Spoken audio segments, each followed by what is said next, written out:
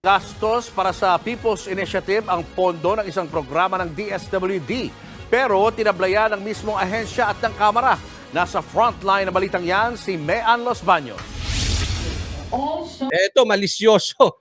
Hindi si Amy malisyoso, etong akap na ito. Ay, nako, nagpapaakap ka ba?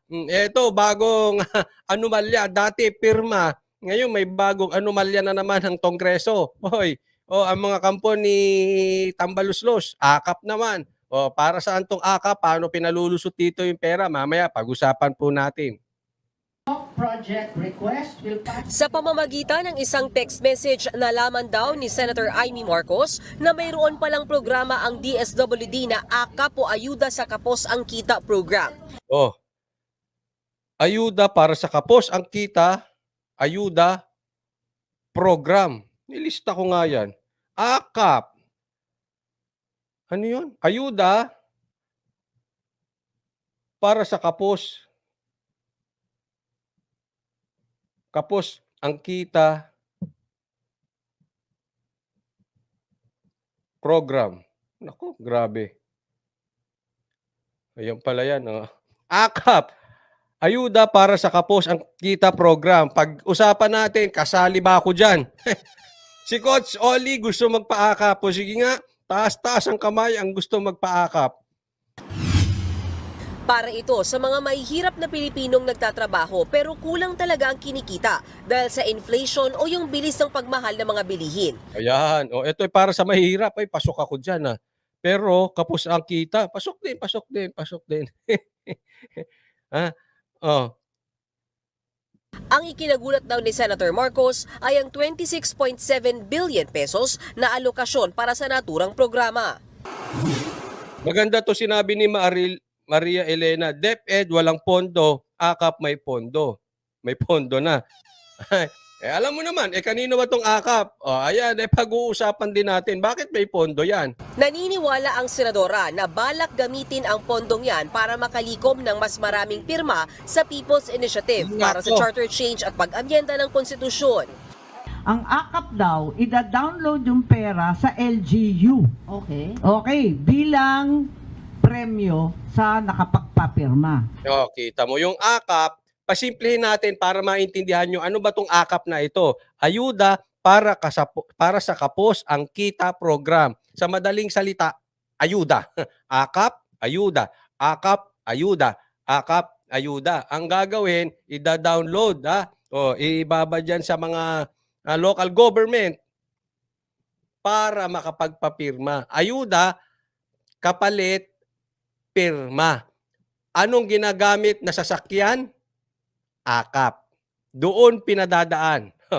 Parang money laundering, di ba? Style. Kasi nga, pag inano mo yan, walang programa, delikado yan. Pero dumaan sa programa, AKAP. Yun, ang ganda. Okay. Dito po, magagaling ang mga politiko playing with words. Siyempre, di ba? Hindi mo pwedeng sabihin dire-diretso yan. Kailangan may dadaanan yan. Ang problema sa atin, alam naman natin yan, kaya grabe po ang halimbawa, magpapa-approve ka ng lisensya, etc., etc., ang daming dinadaanan. Di ba? Yan ang paniliwanag natin. Hindi ko nasasabihin kung anong klaseng lisensya. Pag maraming dinaanan, maraming kikita. Maraming komisyoner. Yan ang problema sa Pilipinas. Bukod doon sa mali yung paggamit ng ayuda, may kumikita pa dyan. Yan yung binibigay sa distrito. Naintindihan, no? Yan, yung kapal books na ginawa nilang AKAP. Tama. Sa madaling salita, pangloloko. Correct. At yung MOA na yan, isasaad, nabibili na lang ng bigas. At bakit ito? Ang tanong ko, Amy, sa tingin mo, illegal yung AKAP? Tanong lang yan, Amy. Illegal ba yung AKAP? Madumi ba ang intensyon ng AKAP? Kasi pwede nilang inikot-ikot nila pero nagawa nila gawin sa legal na proseso. So, Amy, yan ang dapat mong ipaliwanag. Tama ba yan? Dumaan ba yan sa tamang proseso or illegal? Mali. Pasok, Amy. Timing sa panunuhol ng PI. Hiningan namin ng dokumentong ebidensya si Senator Marcos pero wala siyang maibigay sa ngayon. Pero aminado siyang nalusutan siya ng bilyon-bilyong pisong pondo para sa AKAP. Paano lumusot, ma'am? I have no clue. Sabi ko nga, binibigyan Yan. Aamin na. Nalusutan daw siya. Sige, tingnan natin. namin ng respeto ang Kongreso. Nagmi-meeting kami, may bycam kami, pero nauwi sa picture taking. Yun. Tapos yung diskusyon na iiwan na lang sa committee na maliliit, hindi ko alam eh. Nagugulat na lang kami kung bakit lumalabas yan. Pag na-imprenta na, yung GAA 2024, ayun, nagkakagulatan na. Mismo yung committee mo, yung committee ko, yung COMELEC, yung DSWD, nalulusutan. Nagkagulatan daw nalulusutan. O sige, direct. Pero sa kopya ng 2024 General Appropriations Act, malinaw namang nakasaad ang 26.7 billion. Ayan. Ayuda sa Kapos ang Kita Program AKAP. Nakasulat po ito. Well documented. 26 billion pesos. Wow. 26 billion 700 million pesos. Grabe, no? Yan ay AKAP lang. Ano yan? Para daw sa mga kapos ang kita, pero ginagamit para maging daan, kapalit, pirma. Pesos na pondo para sa AKAP program. At ang dokumentong yan, pirmado mismo ni Senator Amy Marcos. Ayun ang problema doon. Amy, ang dami mong kuda, pirmado mo naman pala. Na mahirap eh. Ito ang tanong kay Amy. Una, illegal ba o legal yung pagkakagawa ng AKAP? Pangalawang tanong, nalusutan ka ba dyan, Amy? Or, akala mo, lulusot yan? Sinubukan mo? Yan yung sinasabi natin, kung lulusot, sinubukan mo rin palusutin. Pero dahil bumabaho ang pangalan nitong pirma na ito, bumibitaw ka ngayon. Di ba? It means testing the waters. Pag lumusot, di lusot. Pag pumangit, magpapalusot ka. Tuloy. Dokumentong yan, pirmado mismo ni Senator Amy Marcos. Pati si House Senior Deputy Speaker Dong Gonzales Jr. ipinakita ang bicameral committee report na pirmado nga ng senadora. Na Senator Amy, ito po, nakabilog yung pangalan niya. Pirmado. Yan. Ito kasi si Amy, sa aking opinion, tingnan yung mabuti. May mga kalokohan tuminsan na hindi natin alam kung error or epal-epal lang. May pagka-epal to si Amy. Pansinin nyo, laman nga ng balita ngayon, puro Amy. Tinalo niya pa si Enrile. Siya ang laman ng balita ngayon. May pagka-epal. Tingnan nyo May sinabing masama si Baste, naalala nyo? Sa Davao. Tapos pagbaba daw, ay nagsorry si Baste kay Amy. Tapos, sinabi sa media ni Amy, naalala niyo yung sitwasyon na yun. Sinabi ni Amy sa media, nagalit ngayon, after a few days, nagalit si Baste, binuko siya. Tigilan mo yung drama mo sa media, wag mo kaming gamitin. Sa madaling salita, sinoplak, binutata. Nilagay sa kinalalagyan ni Baste si Amy. Anong ginawa ni Amy? Damage control. Hindi raw sila nagkaintindihang mabuti. Pero sa akin, ang datingan po nun, kung lulusot. Kasi sinabi niya na sa media matagal na Ang palusot kasi ni Amy doon, hindi daw naintindihan ng media yung kanyang statement. Sana, kung totoo yung sinabi mo, ilang araw pa bago nag-react si Baste, naaalala nyo? Nung nilabas ng media yon, dapat kinorek mo na.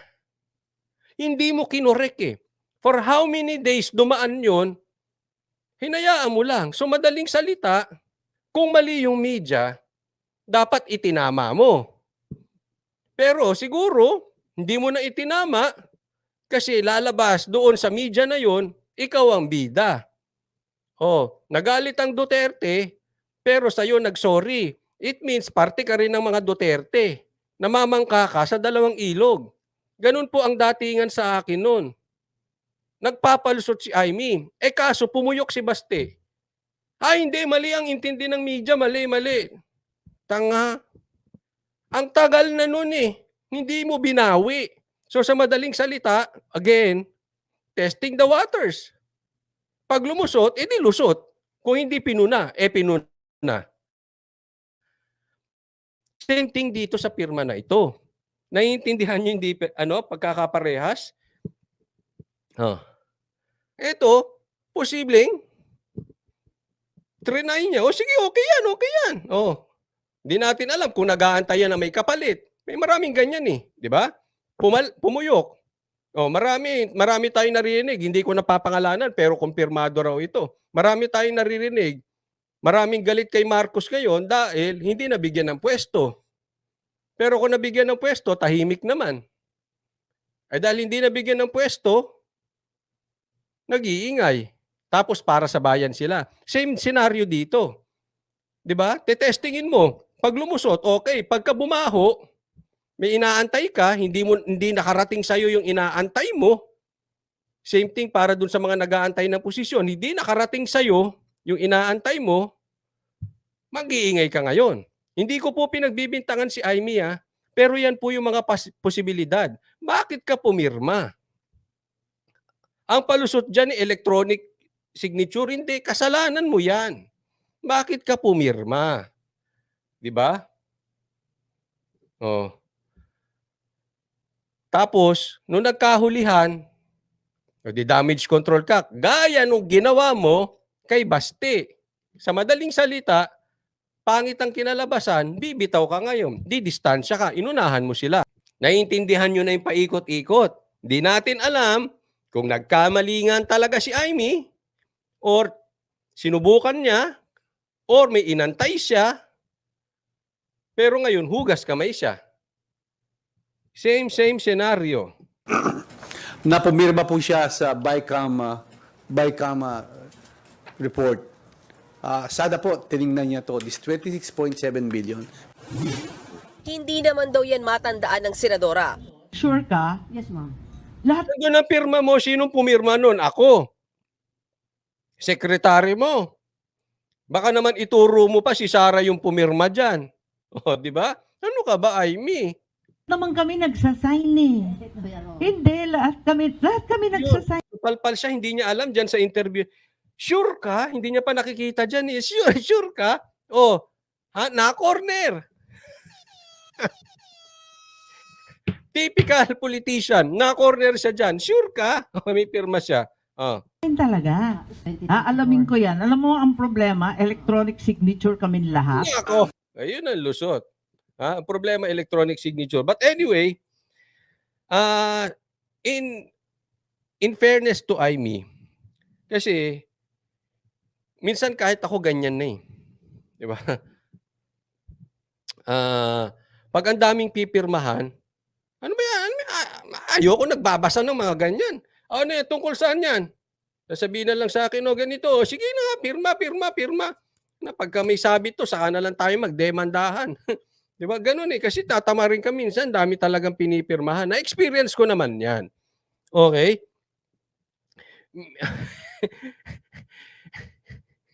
Minsan nga, tempted ako, pwede ba kayo na pumirma niyan? Gayahin nyo na lang pirma ko, pero hindi ko ginagawa. Pero, naging fair lang tayo. Kahit ako, minsan, talagang hindi tayo nagbabasa, pirma nang lang pirma. Pero, ang pagkakaiba ko, ako ay private citizen. At saka yung pinipirmahan ko naman, na hindi naman aabot ng ganyang kalaki. May 26 billion. Hindi mo binasa. Diba? Kailangan pirmahan mo yan. Sabi nga ni Tatay Digong, pinipirmahan niya ganyang kataas araw-araw. Bagamat ni-review na yan ng mga abogado niya, siya mismo. Yan kasi difference ng abogado. Na-experience namin yan sa tatay namin. Kulang na lang, lahat ng gagawin namin sa bahay documented. Ultimo resibo ng restaurant, itinatago namin. Para pag ikaw ay nag-LBM, may ebidensya ka, laging gano'n, no? So, sanay ang abogado ng ganyan. Siguro to hindi abogado, pero miskin na ganyang kalaki, dapat binabasa 'yan. Ako naman, kung lalagpas ng 100,000, binabasa ko na. Pero kung murmurahin lang, edi hayaan mo na 'yan. Kung ano 'yan, pirma lang ng pirma. Oh. Ito bilyon. At saka siyempre senadora ka. Oh, hindi ka naman na ordinaryong tao katulad ko. Hindi natin alam kung nagkamali, if this is an honest mistake o pinalulusutan niya or mayroon siyang inantay na hindi dumating kaya nag-iingay. Yon. Anong sa tingin ninyo? Kayo na ang tatanungin ko dyan. Ha? Honest mistake ba? Or trinay niyang palusutin, kaya lang bumibitaw siya, or may inantay. Alam mo na. Hindi na.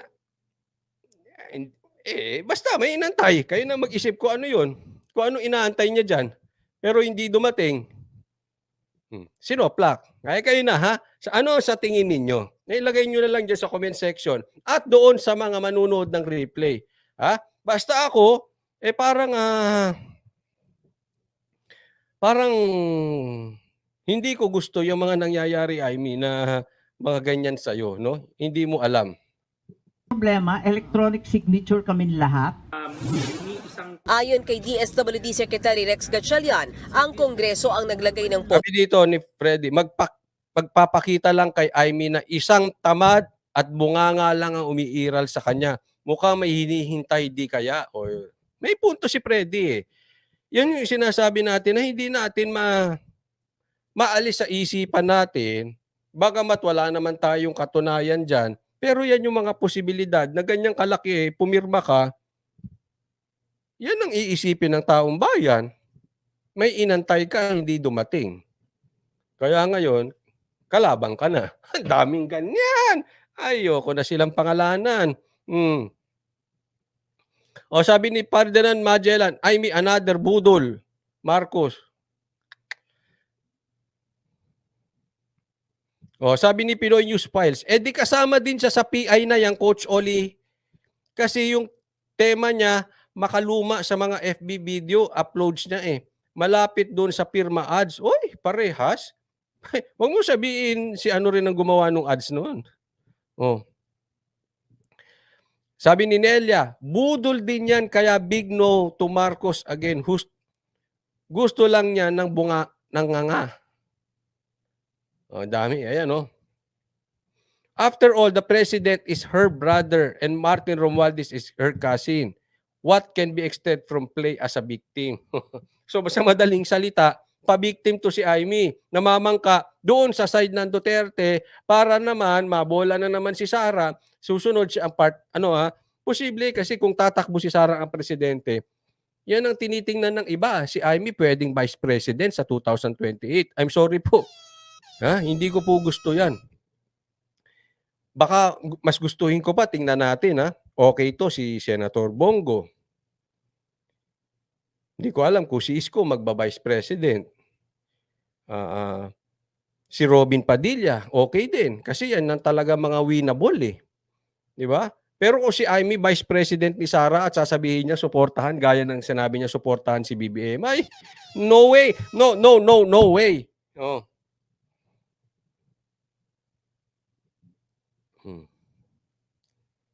Jeb Rivera, play safe si Amy. Sa totoo lang, puro palusot pa. May inaantay kaso hindi binigay. No to Amy Marcos. Si Sara Net Romualdez. Yan yung mga komentaryo. Yung manunod ng replay, lagay din nyo. Ano kaya ang dahilan? Ano kaya ang palusot? Ano kaya ang totoong nangyari dito sa pirma? I mean, may pirma ka rin. Sabi ni Viola naman, kaya gumagalaw yan si Amy sa mga Duterte. Nag-i-espiya yan sa mga moves ng mga Duterte. Naku, espiya lang pala. Di umano si Amy. pondo para sa AKAP program at wala ito sa orihinal na budget request ng ahensya para sa 2024. Pero handa naman daw silang ipatupad ang programa. Nanindigan din ng kalihim na hindi ginagamit sa People's Initiative ang pondo ng kanilang mga programa. Sabi mo yan, sana totoo. Katunayan, hindi pa nga raw nagagalaw ang AKAP funds.